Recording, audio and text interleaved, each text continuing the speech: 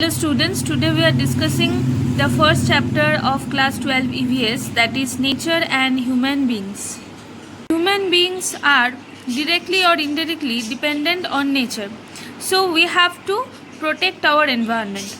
For that, scientists have developed two main concepts. One is deep ecology and another is shallow ecology. Deep ecology is the modern concept. In deep ecology, scientists recognize the value of living organisms.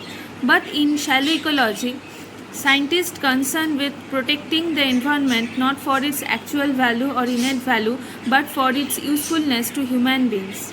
In deep ecology, scientists believe in the balance of interrelationship and coexistence of human beings and other organisms. But in case of shallow ecology, it helps in only conserving the natural resources or the nature as people enjoy it. So there is a selfish motive in case of shallow ecology. Norwegian philosopher Arne Næss in 1973 coined the term deep ecology. Now we are coming what are the principles of deep ecology. So the first point is wilderness preservation or wildlife conservation. Next one is control of human population. We have to control the human population. And the last one is switch to simple living so that the environment damage can be reduced or can be minimized. Next we are coming to the point of stewardship of land. So it is generally the conservation of natural property and natural resources and also protection to the natural resources and maintaining the quality and abundance of land, air, water and biodiversity of nature.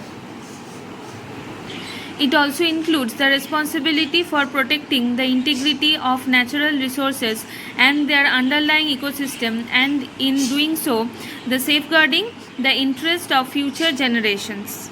Next is level of stewardship practice. So first one is conservation. So it is the first level of stewardship, refers to the monitoring and the enforcement of conservation issues or conservation management, the legal instruments widely used to voluntarily limit the development on private properties that possesses significant conservation values. Next one is active land management. So it is the second level and it actually refers to the management practice to meet the long-term ecological health observation. Next one is community stewardship, and it is the third level of stewardship as a community value, the development of goals, some programs and partnership to protect a regional community or a community scale landscape, or to set up resources in a manner to sustain both natural resources and the human economy of that particular area. Next we are coming to the point of social ecology.